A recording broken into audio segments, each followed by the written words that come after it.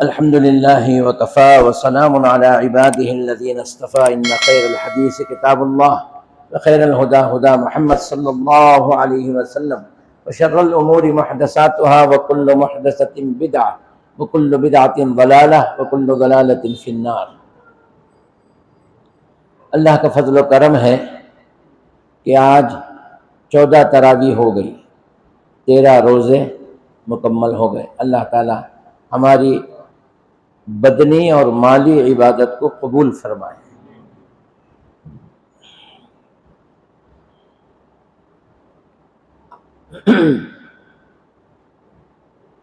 کل کی پڑھی گئی تراویح میں سورہ یوسف کا واقعہ ہے۔ یہ خواب سے شروع ہوتا ہے اور خواب کی تعبیر پر ختم ہوتا ہے،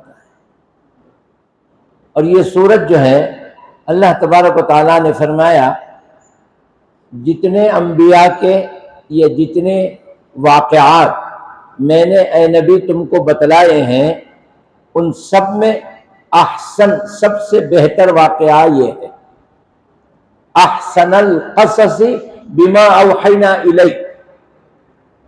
سارے قصوں میں، سارے واقعات میں یہ یوسف کا جو واقعہ ہے یہ سب میں بہتر ہے، احسن ہے، اچھا ہے۔ اللہ تعالیٰ نے ہی اس کو فرمایا،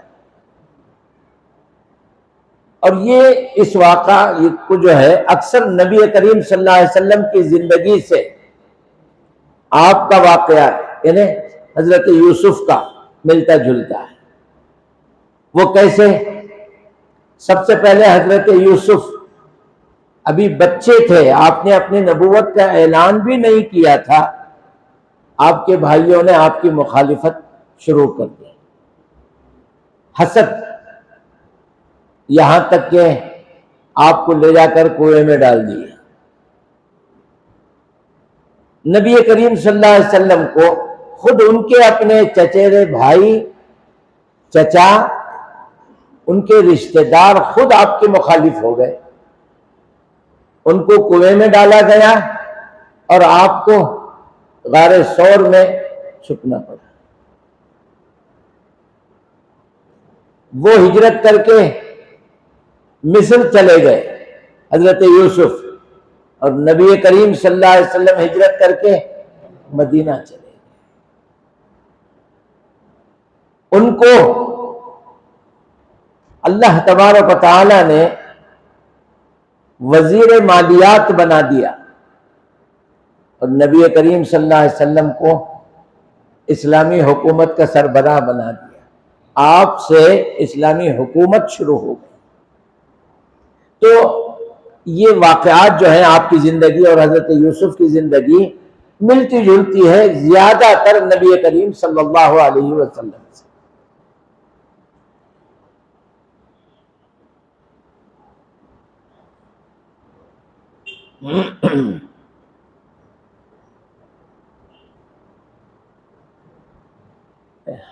ایک مرتبہ آپ بچپن میں ایک خواب دیکھا،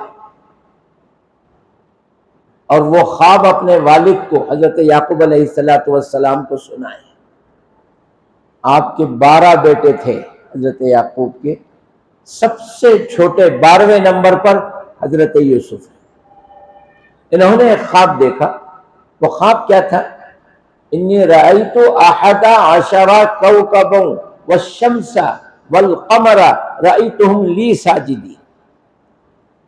انہوں نے کہا ابو میں نے ایک ایسا خواب دیکھا ہے، 11 ستارے اور چاند سورج مجھے سجدہ کر رہے ہیں۔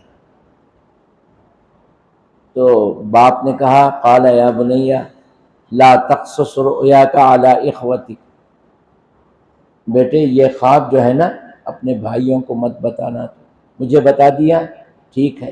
انہوں نے سمجھ گئے کہ اللہ تعالیٰ میرے بچے کو نبوت عطا کرنے والا ہے، اس لیے کہ ان کے دادا نے دعا کی تھی حضرت ابراہیم نے میرے خاندان میں انبیاء کو پیدا فرما، تو سمجھ گئے اور بولے لا تقصص رؤیاک، تو اپنے خواب کو علی اخوتک اپنے بھائیوں پر مت بتا، فیکیدوا لک کیدا، اور وہ کچھ نہ کچھ چال چلیں گے۔ اس کے بعد ہوا ایسے ہی،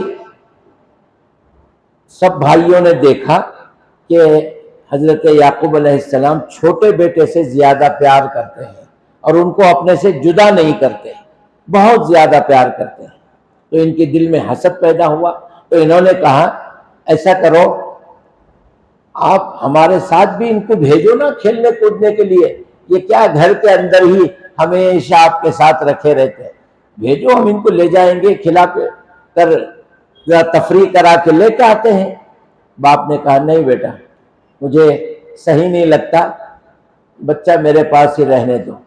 بہرحال وہ 11 بیٹوں نے بھی اصرار کر کے کسی طرح سے لے کر گئے۔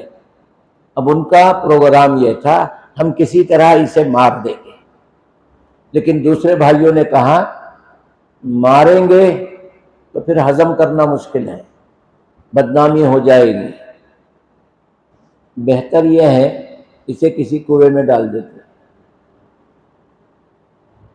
کچھ نہیں بگاڑا، ایک باپ کے 12 بچے ہیں، یہ چھوٹا بیٹا ہے، اور اللہ نے روحانی طور پہ بھی آپ کو بہت نوازا، اور شکل و صورت میں آپ جیسا کوئی خوبصورت تھا ہی نہیں۔ تو اور باپ کو میاں محبت بھی زیادہ چھوٹے بیٹے پر تھی، تو ہوا نتیجہ یہ کہ حضرت یوسف علیہ السلام کو لے کر کے گئے بچپن میں، اور وہاں کنویں میں ڈال دیے۔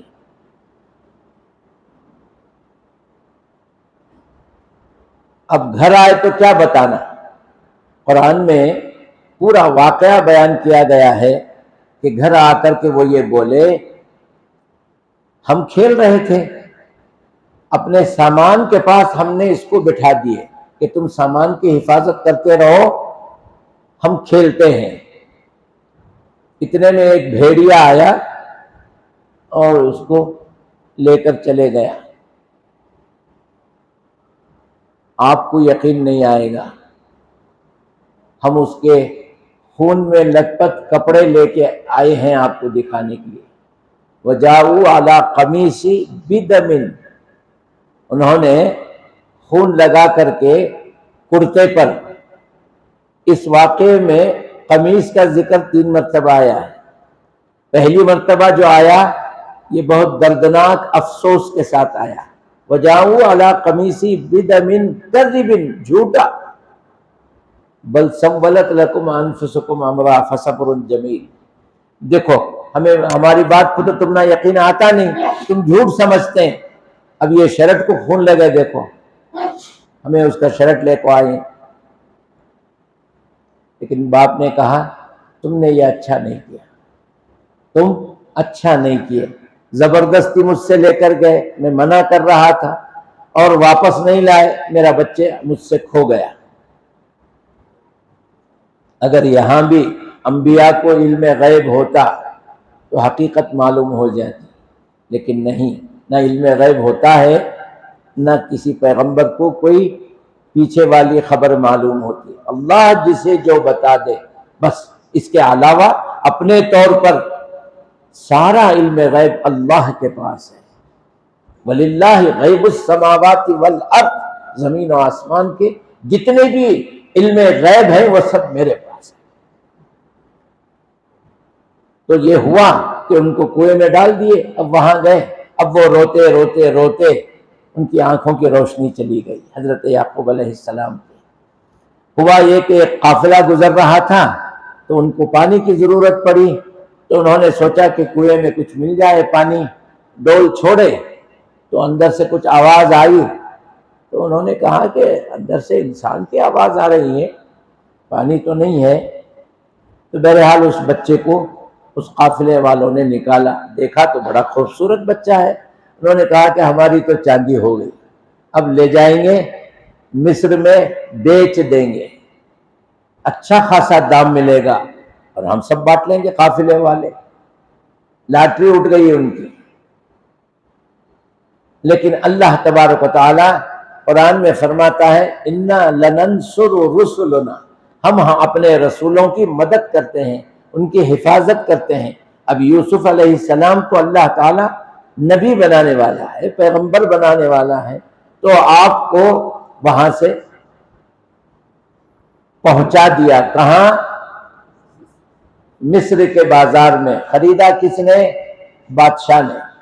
بادشاہ نے اس کی بیوی کے کہنے پر خریدا اور کہا کہ یہ بچہ بہت خوبصورت ہے، ہم اس کو پال لیں گے، یا نہیں تو ہمارے دربار میں کام آ جائے گا، بہرحال اس کو ہم لے لیں گے، خرید لیے۔ اب اللہ تعالیٰ پیغمبر کا مسکن کہاں رکھا؟ بادشاہ کے محل میں۔ یہ اللہ کی مرضی ہے۔ اب وہاں رہے، زمانہ بیتا، بچپنا گزر گیا، جوانی آ گئی، اور آپ خوبصورت تھے تو ایک مرتبہ پھر قمیص کا ذکر ہوتا ہے۔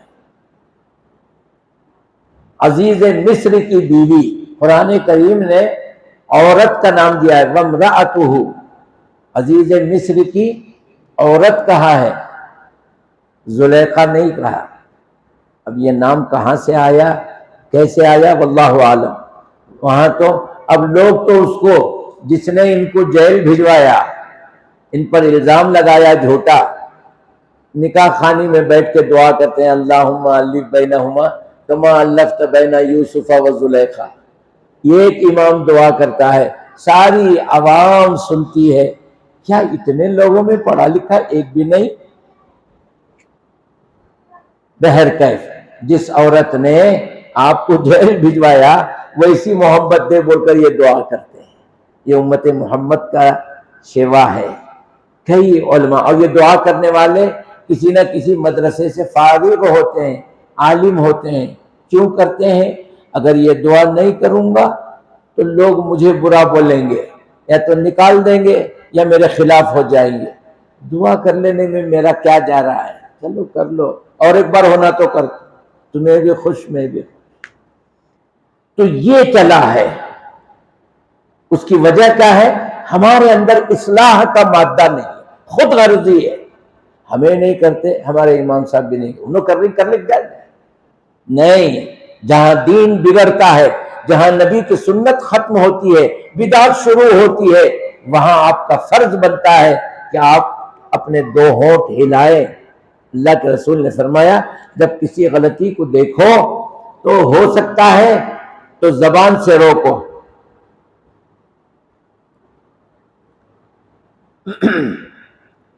تو یہ نہیں ہاتھ سے روکو، وہ بھی نہیں کر سکتے تو دل سے نفرت جانو۔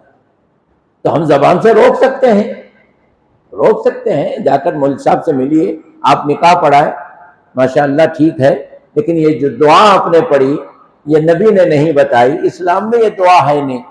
آپ عالم ہیں، ہم تو لوگ عالم نہیں ہیں، آپ کیوں یہ دعا پڑھتے ہیں؟ اگر ہے اسلام میں تو مجھے بتائیے کہاں ہے۔ اس طرح سے ان کی اصلاح کیجیے۔ دو چار آدمی بار بار پکڑیں گے نا تو وہ چھوڑ دیں گے۔ الحمدللہ اب اللہ کا فضل ہے کہ اول وقت میں اذانیں ہو رہی ہیں، جمعہ کے اندر سبح اسم ربک الاعلی اور دوسری رکعت میں غاشیہ پڑھا جا رہا ہے، جمعہ کے دن فجر میں سورہ سجدہ پڑھا جا رہا ہے۔ اب دعاؤں نکاح کے اندر بھی اللہم الف بینہما نہیں، اکثر نکاح دیکھا میں اب یہاں قریب یہ دو چار مہینے میں، بارک اللہ لکما وجمع بینکما فی الخیر، یہ دعا پڑھیں۔ اللہ کرے اصلاح ہو جائے، اللہ کرے اصلاح ہو جائے۔ ہمارا مقصد یہ نہیں کہ ہماری مسجدیں الگ ہو، ہمارا لیبل ٹائٹل الگ ہو۔ آپ بھیا کہیں بھی نماز پڑھو، نبی کے طریقے پہ پڑھ لو، بس اصلاح اپنی ہو جائے، پڑھو اسی مسجد میں، طریقہ مصطفیٰ پر پڑھو، بس یہی ہمارا مقصد ہے۔ میجارٹی بنانا، ایک مسجد ہے اور ایک بنانا، زیادہ آدمیوں کو، یہ کرسچنوں کا مسئلہ ہے۔ ان کا کہنا کیا ہے؟ تم کچھ بھی کرو، نام لگاتے ہیں لگا لو، پوجا کرتے ہیں کر لو، لیکن کرسچن بنو، ہم کو میجارٹی چاہیے۔ تو اسلام میں میجارٹی مائنارٹی کا کوئی سوال نہیں ہے، حق اور باطل کا سوال ہے۔ کیا ہے؟ حق اور باطل، حق پہ آ جاؤ۔ کتنی کھلی بات ہے، دین اللہ کا، بندے اللہ کے۔ اللہ نے ایک شخص کو چنا، جو محمد بن عبداللہ تھا اس کو اللہ نے چن کر کے محمد الرسول اللہ بنا دیا، اور ہم سے کہا یہ میری طرف سے بھیجا ہوا رسول ہے، اس کی اتباع کرو، یہ جو کہتا ہے وہ مانو، ختم بات۔ ان کو چھوڑ دیے، 4 امام برحق ہے، ان کو مانو، تمہیں مانتے نہیں کیا، تمہیں کیسے مسلمان ہے؟ ابھی تک ہم اسلام کو نہیں سمجھے۔ میں ابھی 2-4 باتیں آپ کو بتایا، کتنی کھلی کھلی باتیں، دین اللہ کا، ہم بندے اللہ کے، رسول اللہ کے، اللہ نے کہا ان کی بات مانو، میں نے اپنے طرف سے ان کو چنا ہے، منشن کیا ہے، بس مانو ان کی بات، بس اتنا چاہے، جھگڑا کس بات کا؟ خیر، اس کے بعد حالت حیت لک، جب آپ جوان ہو گئے تو عزیز مصر کی بیوی نے آپ کو بدکاری کی طرف بلایا، دعوت دی۔ قال معاذ اللہ، میں اللہ سے ڈرتا ہوں، اللہ کی پناہ چاہتا ہوں، میں اس بدکاری پر نہیں آؤں۔ وغلقت الابواب، اور بھی تفصیل ہے قرآن میں آپ کو مختصر واقعہ بتا رہا ہوں، ہو گئے 15 منٹ ہو گئے جی، مختصر بتا رہا ہوں۔ اس نے دروازہ بند کر دیا اور گناہ کی دعوت دی، تو انہوں نے کہا قال معاذ اللہ، نہیں میں اللہ سے ڈرتا ہوں۔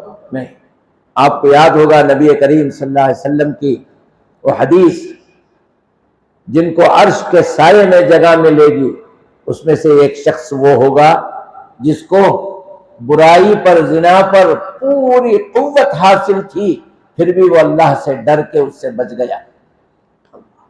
کوئی معمولی بات نہیں، بہت بڑی قربانی، بہت بڑی قربانی، جی ہاں، لیکن اللہ تعالیٰ اسے اپنا دیدار نصیب کرے گا، اپنے عرش کے سائے میں اس کو جگہ دے گا اس قربانی کے عوض میں۔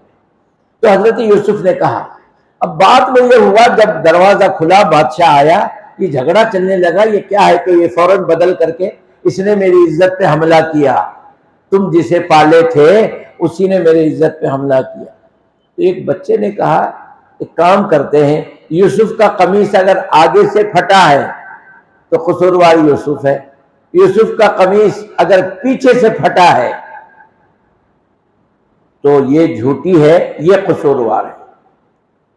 وَإِنْ كَانَ قَمِيصُهُ قُدَّ مِن دُبُرٍ فَكَذَبَتْ وَهُوَ مِنَ الصَّادِقِينَ، جب دیکھا گیا تو کرتا، دیکھیے دوسری مرتبہ قمیص کا نام آیا، پہلی مرتبہ قمیص کا نام آیا تو باپ کو دھوکہ دینے کے لیے وَجَاءُوا عَلَىٰ قَمِيصِهِ بِدَمٍ كَذِبٍ، جھوٹا خون لگا کر کے قمیص کو لا کے باپ کو دکھائے، یہی قمیص وہاں باپ کی آنکھوں کی بینائی ختم کر دی۔ اب یہ قمیص دوسرا ذکر آ رہا ہے، یہی قمیص پھر فیصلہ کر دی، حق کیا باطل کیا، تیسرا تو کوئی تھا نہیں وہاں، تیسرا قمیص بن گیا۔ اگر پیچھے سے پھٹا ہے تو اس نے کھینچا ہے، قصور اس کا ہے، آگے سے پھٹا ہے تو قصور یوسف کا ہے، معاذ اللہ۔ تو دیکھا تو کرتا کہاں پھٹا تھا؟ پیچھے سے پھٹا تھا، فیصلہ۔ بہرکیف اب جب یہ الزام لگا تو ان کو جیل بھجوا دیا گیا۔ ان کے ساتھ 2 آدمی، 2 قیدی اور بھی جیل میں گئے۔ وہاں جانے کے بعد میں ان 2 آدمیوں نے خواب دیکھا، آپ جھوٹے مجرم اور وہ 2 سچے مجرم، ان پر الزام تھا تہمت، اور وہ دونوں گناہ کر کے مجرم جیل میں گئے۔ تو انہوں نے وہاں ایک خواب دیکھا،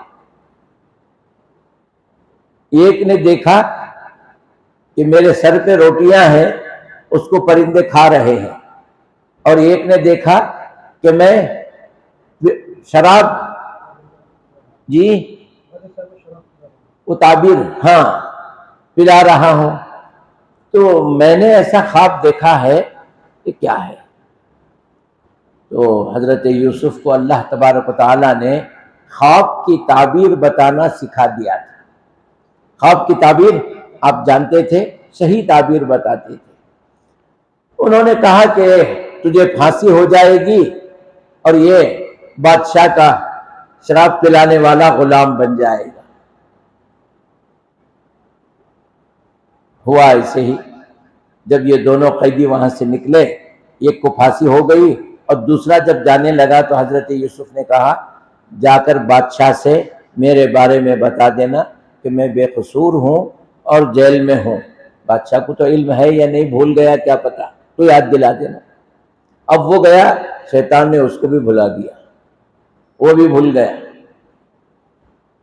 اب ہوا یہ، خود بادشاہ نے ایک خواب دیکھا۔ میں پہلے بولا تھا آپ سے، یہ واقعہ کہاں سے شروع ہوا؟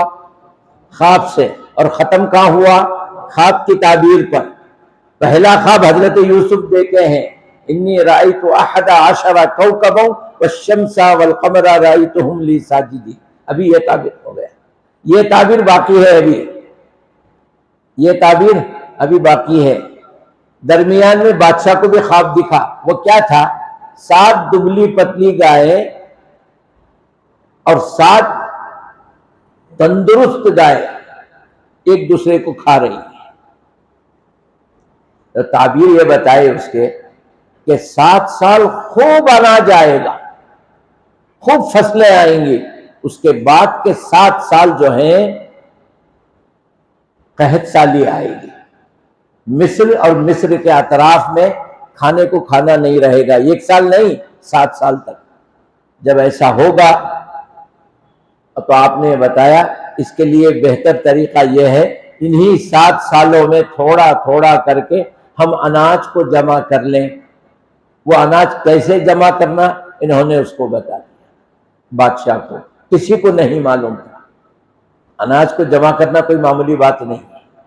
اناج جمع ہو جائے تو اس میں گرمی آتی ہے اور وہ خود موڑکا بن کے نکل جاتا ہے، یا پھر سڑ جاتا ہے، یا پھر کالا ہو جاتا ہے۔ اس کو باقی رکھنا ایک بہت بڑا کمال اور بڑے عقل کی بات تھی، اور اللہ نے یہ صلاحیت حضرت یوسف کو دی۔ آپ نے بتایا کہ اس کو کیسے رکھا جائے، اس میں ہوا بھی جائے اور وہ تر بتر رہے۔ ہے لمبا واقعہ ہے، میں مختصر بتایا کہ آپ نے وہ اناج کو بھی جمع کر دیا۔ تو بادشاہ جب یہ خواب دیکھا تو جادوگروں کو اور خواب کی تعبیر بولنے والوں کو بلا کر کے پوچھا، تو جادوگروں نے کہا ایسا کچھ نہیں، یہ ایک فالتو خواب ہے، کچھ نہیں اس کی تعبیر، تم پریشان مت ہو، ٹینشن مت، کچھ نہیں بولے۔ لیکن وہ جو پلانے والا تھا نا، اسے یاد آیا، نہیں بادشاہ، ایک خواب کی تعبیر بتانے والا جیل میں ہے، جیل میں ہے، اس نے میرے خواب کی تعبیر بتائی تھی، میرے ساتھی کے بارے میں کہا تھا کہ اس کو پھانسی ہو جائے گی، ہو گئی، میرے بارے میں کہا تھا میں شراب پلانے والا بنوں گا، یہ دیکھو آپ کو پلا رہا ہوں میں شراب۔ یہ خواب کی تعبیر اس نے تھے، اس کو پوچھتے ہیں۔ تو بادشاہ نے کہا بلاؤ اس کو، بلاؤ اس کو پوچھیں گے۔ جب بلا بھیجے بادشاہ تو حضرت یوسف نے کہا پہلے میں بے قصور ہوں یہ ثابت ہو جائے، بعد میں آؤں گا، مجرم بن کے نہیں آؤں گا۔ اللہ اکبر۔ دیکھیے یہاں سے یہ بات سمجھ میں آ رہی ہے، آدمی کے اوپر اگر کوئی الزام لگے تو اس کا صاف کرنا، اس الزام کو پاک صاف کرنا، یہ ہمارے ذمہ ہوتا ہے۔ ہم خاموش ہو جائیں۔ آج مسلمانوں کو کیا بتایا جا رہا ہے؟ آپ یہاں تک کہ فلم میں اگر کسی کو مرڈر کرنا ہے تو ٹوپی پہنا کر اس کے کندھے پہ ٹوال ڈال کے چاقو دے کے بھیجتے ہیں اس کے ہاتھ میں۔ کیا میسج جائے؟ مسلمانوں کا یہ دھندا ہے، اسمگلنگ کرنا ہے تو مسلمان کو ٹوپی پہنا کے بھیجو۔ ہم سب دیکھتے ہیں، خاموش ہوتے ہیں، بولنے پہ جاتے کہ نہیں انا کیا، ہمارے گھر کے دروازے مضبوط ہیں، ہمارے پاس بینک بیلنس ہے، ہمیں کھا پی کو مست ہے، بولنے والے بول لے جاتے ہیں۔ تو یہ ہوتے ہوتے ہوتے آج بات یہاں تک پہنچ گئی کہ آج کی نسل کا بچہ یہ کہتا ہے مسلمان جو ہے وہ خون کرنے والا، مسلمان جو ہے وہ بم پھوڑنے والا، مسلمان جو ہے یہ لوگوں کو ستانے والا، مارنے والا، یہ شکل لے کر کے آج مسلمان جی رہے ہیں۔ میں صحیح کہہ رہا ہوں کیا غلط؟ غلط ہے، حقیقت ہے، ایسی ہو رہا ہے۔ تو ہم کیوں خاموش ہیں؟ ایسا میسج لوگ دے رہے ہیں کہ ہم اس کے بارے میں کچھ نہیں کر سکتے، کر سکتے ہیں، کر نہیں رہے۔ جی ہاں، خیر یہ لمبا مسئلہ ہے، جب کرنے کی بات آتی ہے تو سب لوگ جو ہے ناراض ہو جاتے ہیں. کچھ کرو مت، یہ بولو تو خوش ہوتے ہیں. چلو بھائی ٹھیک ہے، ٹھیک ہے، ایسے ہی ہونے دو. پھر بعد میں حضرت یوسف نے کہا ٹھیک ہے، وہ بے قصور ہے، اس کو لے کے آؤ. اور اب انہوں نے کہا یہاں اعلان ہو جائے کہ میں قصوروار نہیں ہوں، قصور جو ہے اس عورت کا ہے، یہ بات آ جائے منظر عام پر، پھر میں تعبیر بتاؤں گا. بعد حضرت یوسف نے یہ قحط سالی کی تعبیر بتائی تو بادشاہ نے کہا یہ بالکل صحیح ہے، ہو بہو میں نے جو خواب دیکھا اور اس نے جو تعبیر بتایا یہ دونوں ایک ہیں، ایسے ہی ہونے والا ہے، یہ صحیح تعبیر ہے. تو انہوں نے کہا کہ مجھے اجعلنی علی خزائن الارض، بادشاہ مجھے تیرے خزانے کے اوپر وزیر بنا دے. بادشاہ نے کہا ٹھیک ہے. تو آپ جو ہے اس کے خزانے کے ملکیت کے گورنر بن گئے. اور بھی لمبے آگے واقعہ ہے. اس کے بعد ان کے پاس ان کے بھائی آئے تو انہوں نے پوچھا تمہارے بھائیوں میں یوسف نام کا بھی کوئی تھا؟ تو وہ گھبرا گئے، یہ ذکر یہ کیوں پوچھ رہے بھائی، کہیں آپ تو یوسف نہیں ہیں؟ کہا میں یوسف ہوں. اب وہ ڈر گئے یہ ہمیں پکڑ کے کہیں اندر ڈال دے. وہ آئے تھے اناج راشن لے کے جانے کے لیے، قحط سالی میں سب کو راشن بانٹ رہے تھے مصر میں. تو انہوں نے کہا نہیں، میں نے تمہیں معاف کر دیا اور اس کا کوئی بدلہ نہیں لوں گا، امی ابو کو لے کے آؤ. وَرَفَعَ أَبَوَيْهِ عَلَى الْعَرْشِ، جب وہ دونوں آئے ماں باپ اور یہ 11 بھائی تو ان ماں باپ کو انہوں نے عرش پر انہیں اپنے پاس تخت پر بٹھائے. وقال، اور کہا یا ابتی ھذا تأویل رؤیایا، میں جو خواب دیکھا تھا نا یہ اس کی تعبیر ہے. یہ میرے 11 بھائی ہیں اور آپ دونوں شمس والقمر رأیتہم لی ساجدین، ان کے باپ نے ان کو سجدہ کیا. کس کو؟ حضرت یوسف کو. اب آپ پریشان ہو گئے، مولانا انہوں کیسے سجدہ کیے بول کر. یہ سجدہ عبادت نہیں تھا، یہ سجدہ تعظیمی تھا. یہ نبی کریم صلی اللہ علیہ وسلم کی شریعت نافذ ہونے سے پہلے تک سجدہ تعظیم سب کے لیے عام تھا، کرتے تھے. جی ہاں، نبی کریم صلی اللہ علیہ وسلم نے بھی فرمایا اگر میری شریعت میں سجدہ تعظیم جائز ہوتا تو میں ہر بیوی کو حکم دیتا کہ وہ اپنے شوہر کو سجدہ کرے. مزاج تھا نا تعظیم کا، سجدے کا، لیکن میری شریعت میں یہ ممنوع ہے، حرام ہے، میں کسی کو اجازت نہیں دیتا. اس واقعے سے بات یہ سمجھ میں آتی ہے کہ شوہر کا مقام اونچا ہے، اس لیے کہ وہ خون کو پسینہ کر کے اپنے بال بچوں کو پالتا ہے تو اس کا احترام ہو. اگر اس کی احترام میں کمی آ جائے، اس کے ساتھ بدسلوکی ہو جائے تو پھر حالات بگڑنے لگتے ہیں. خیر اللہ اس سے اس امت کو محفوظ رکھے. یہ حضرت یوسف علیہ السلام کا واقعہ خواب سے شروع ہوا، خواب کی تعبیر پہ ختم ہوا. اس پورے واقعے سے جو بات سمجھ میں آتی ہے، پیغام جو ملتا ہے وہ کیا ہے؟ کیا پیغام ملا اس واقعے سے؟ اس واقعے سے یہ پیغام ملا کہ اللہ جسے بلند و بالا کرنا چاہتا ہے دنیا کی کوئی طاقت اسے نچلا نہیں دکھا سکتی. آپ کو دعا نماز کے بعد دعا پڑھنے کے لیے نبی کریم صلی اللہ علیہ وسلم نے فرمایا، کیا ہے وہ دعا؟ اللہم لا مانع لما آتیت ولا معطی لما منعت. اللہ جسے نواز دے اس کو کوئی روک نہیں سکتا، اور جسے اللہ روک دے کوئی دنیا کی طاقت اسے نواز نہیں سکتی. اللہ جسے رتبہ دے دے کوئی ذلیل نہیں کر سکتا، اور جسے اللہ ذلیل کر دے کوئی اسے رتبہ عزت دے نہیں سکتا. حضرت یوسف کو ذلیل کرنا چاہا؟ نہیں. نبی کریم صلی اللہ علیہ وسلم کو ذلیل کرنا چاہا اللہ نے؟ وَرَفَعْنَا لَكَ ذِكْرَكَ، ہم نے تو تیرا ذکر اپنے ذکر کے ساتھ کر دیا ہے، تیرے درجات کو ہم نے بلند کیا ہے۔ اور آخر میں مدینہ بھیج کر کے اسلامی سلطنت آپ کے ٹھوکر میں آئی کہ نہیں؟ یقین، جی ہاں۔ تو یہ حضرت یوسف کا واقعہ تھا جو زیادہ تر نبی کریم صلی اللہ علیہ وسلم سے ملتا جلتا ہے۔ اس کا جو میسج ہے وہ میں آپ کو بتایا۔ اس کے بعد سورہ رعد ہے۔ رعد کے معنی بجلی کے ہیں۔ اللہ نے فرمایا وَيُسَبِّحُ الرَّعْدُ بِحَمْدِهِ وَالْمَلَائِكَةُ مِنْ خِیفَتِهِ، یہ کڑک بجلی جو چمکتی نا، جو گرجتا ہے، اس کو رعد کہتے ہیں۔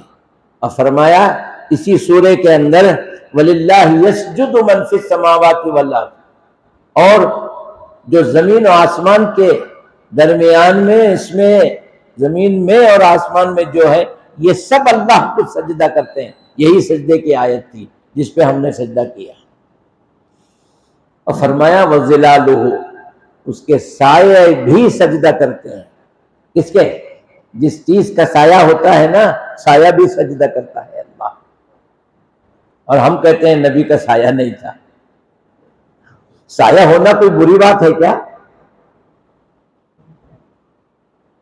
جی خیر، اللہ تعالی ہمیں قرآن سننے کے بعد اس سے سبق حاصل کرنے کی توفیق عطا فرمائے۔ سبحانک اللہم و بحمدک، اشہد ان لا الہ الا انت، استغفرک و اتوب الیک۔ سوال آیا ہے صدقہ دینا افضل یا فی سبیل اللہ دینا افضل ہے؟ نمبر 2، صدقے کے حقدار کون ہیں؟ فی سبیل اللہ کس کو دینا چاہیے؟ یہ دونوں ایک ہی ہے، 54 اور 25 پیسے کا فرق ہے۔ جی ہاں، 4 آنے کہو کہ 25 پیسے کہو، صدقہ اور فی سبیل اللہ یہ دونوں ایک ہی ہے۔ صدقہ مطلب وہ نہیں جو انڈا اتار کے گول پھرا کے 3 رستے میں جا کو پھوڑتے تھے ایک زمانے میں، وہ نہیں۔ صدقہ کہتے ہیں اچھی بات کو۔ نبی کریم صلی اللہ علیہ وسلم نے فرمایا کسی سے مسکرا کر کے بات کرنا، ہنس کر کے خوش مزاجی سے بات کرنا، وہ صدقہ ہے۔ راستے سے پتھر کا ہٹا دینا، کانٹے کانچ کا ہٹا دینا صدقہ ہے۔